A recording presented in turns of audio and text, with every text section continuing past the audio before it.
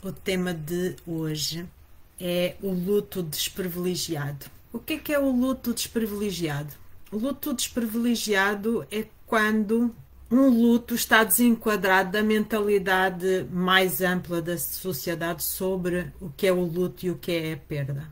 E a falta de apoio que a pessoa tem durante o seu processo de luto acaba por contribuir para o agravamento da dor emocional e, porventura, para o prolongamento do próprio processo de luto. Muitas pessoas pensam que o luto é um período de tristeza intensa após a morte de um ente querido. Mas a verdade é que não é assim para toda a gente. E o luto, na realidade, é um processo de adaptação a uma nova realidade após a perda de algo ou de alguém que é importante. Porque, na realidade, o luto tem a ver com a perda de vínculos, a quebra de relações.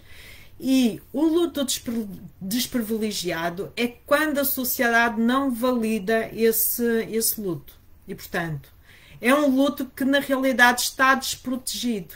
E o luto é desprivilegiado quando está então desenquadrado da sociedade em que a pessoa se insere. E porquê? A nossa sociedade tem padrões e tem expectativas em relação ao luto. E estes padrões normalmente são reforçados não só pela cultura, mas também por filmes, pela própria literatura, pelos meios de comunicação.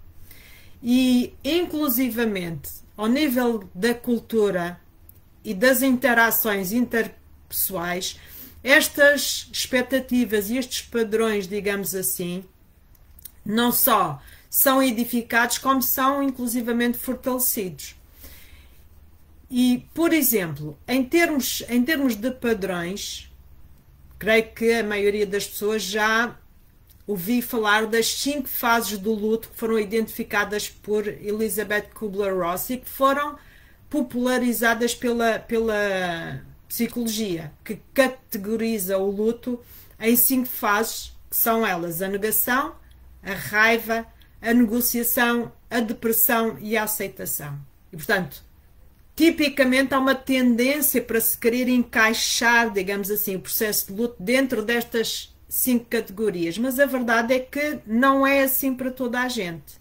Por outro lado, as normas sociais também estabelecem expectativas sobre o luto.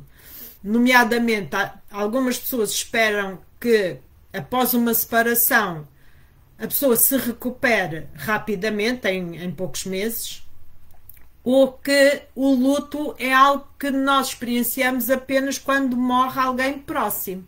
Também alguns empregadores podem esperar que a pessoa continue a ter o mesmo nível de produtividade, mesmo que tenha acabado de passar por uma perda significativa. E, portanto, isto são expectativas sociais, digamos assim.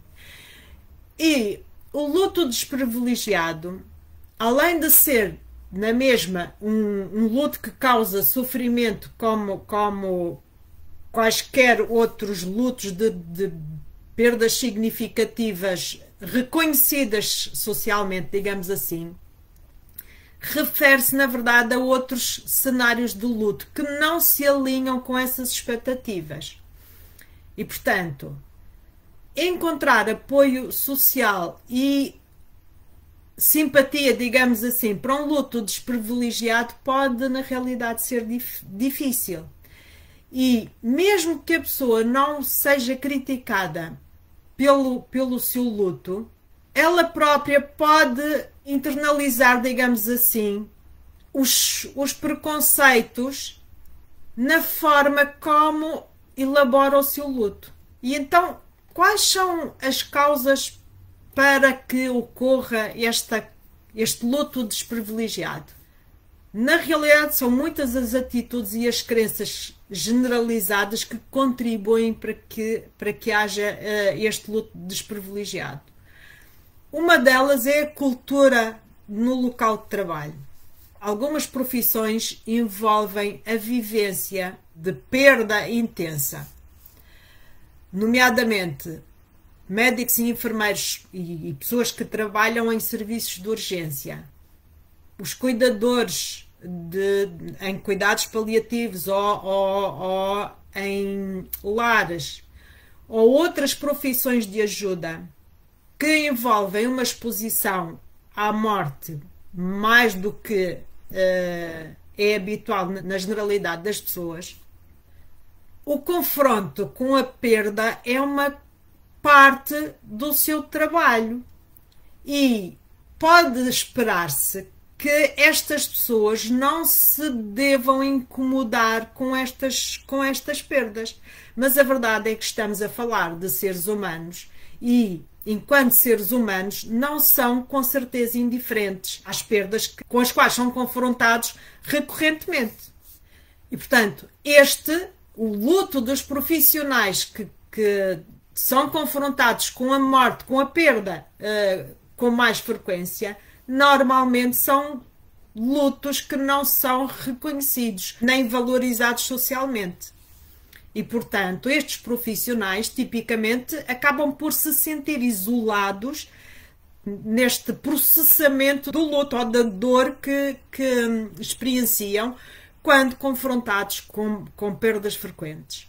Outro luto desprivilegiado é, por exemplo, quando há uma relação ilegítima ou secreta ou socialmente desvalorizada.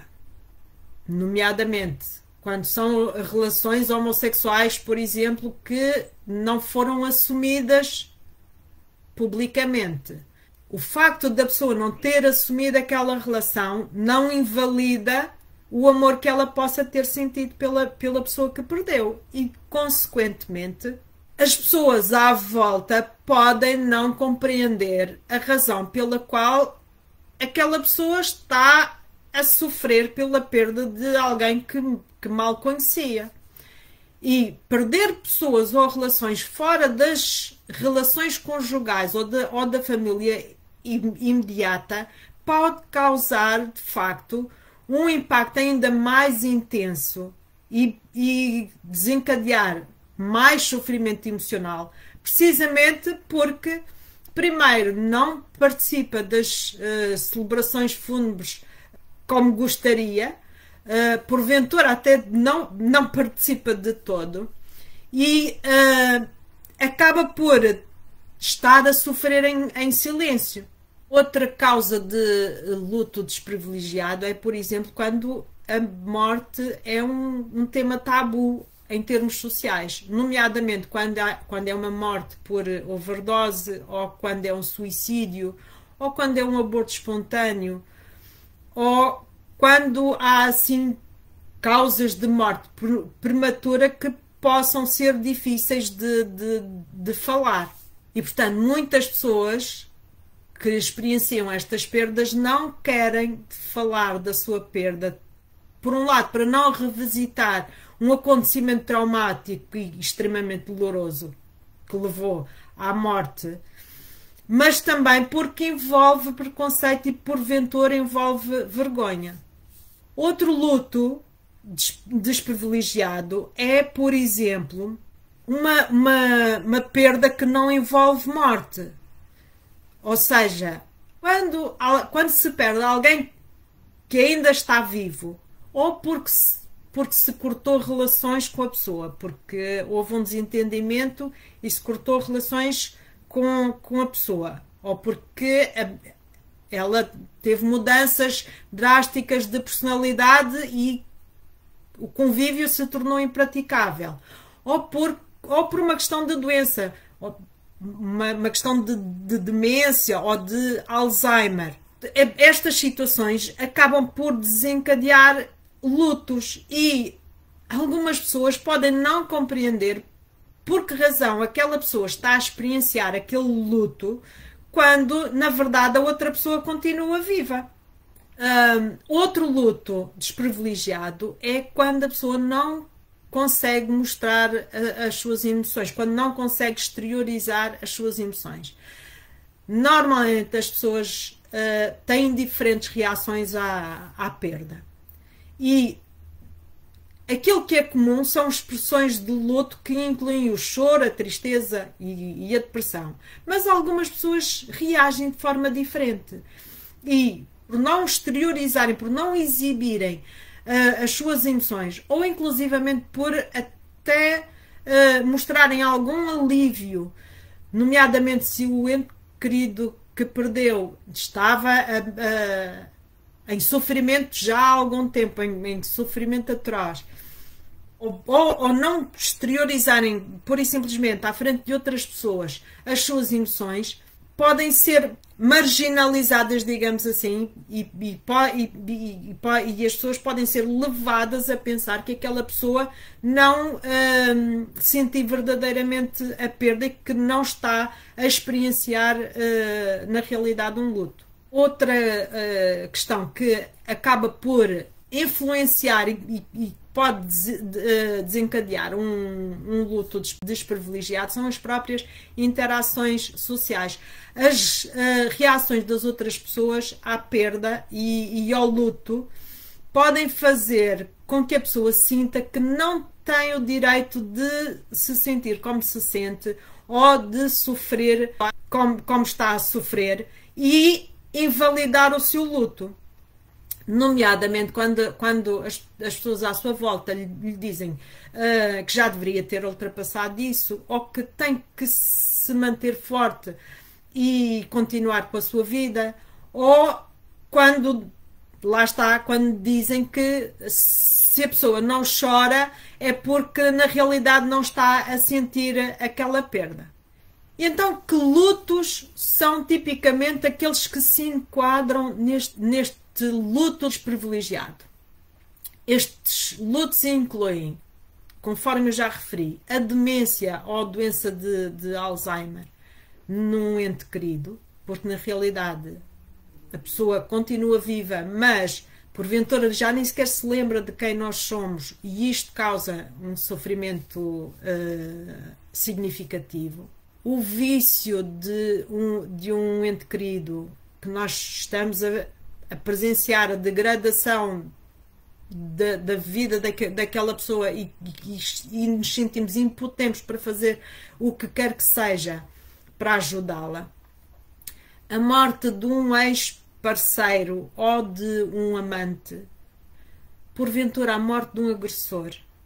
Isto, normalmente as pessoas à volta não entendem quando uma pessoa foi vítima de violência ou de abuso, não entendem como é que a pessoa possa estar a sofrer quando o agressor morre.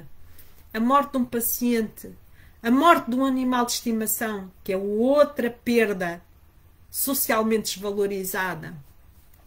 A perda de saúde ou uma amputação de um membro ou de outra parte do corpo, uma separação ou divórcio, a infertilidade, que é outra questão que envolve imenso luto, imensos sentimentos de perda, imensa dor, e que tipicamente também não é reconhecido, tal como o aborto.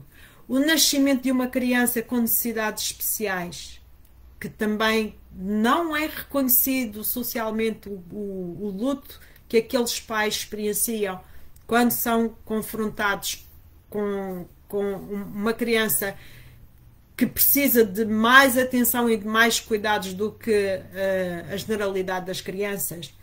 E, por fim, a perda de emprego, que é outra situação que pode desencadear um luto tremendo e que tipicamente é desvalorizado. E esta perda de emprego pode ser porque simplesmente a pessoa foi despedida ou porque se chegou à idade da reforma, tem que se reformar.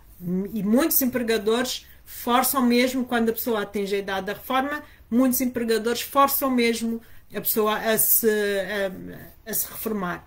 E a verdade é que para muitas pessoas, por exemplo, o emprego, as relações que aquela pessoa mantém no emprego são tipicamente as relações sociais ou as relações mais próximas que têm, porque são pessoas que vivem sozinhas. E a verdade é que quem trabalha 8 horas por dia, por exemplo, passa mais tempo com os colegas de trabalho do que tipicamente passa com os membros da família. E, portanto, perder um emprego pode efetivamente ser uma perda extremamente significativa, porque aquelas pessoas com quem ela se relacionava são as únicas com quem ela tipicamente mantinha contacto ao longo do seu dia.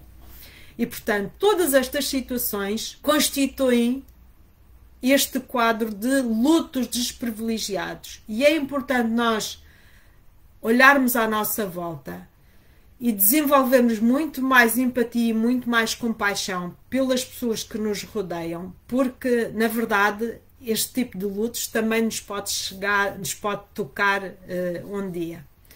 Espero que estas dicas tenham sido úteis.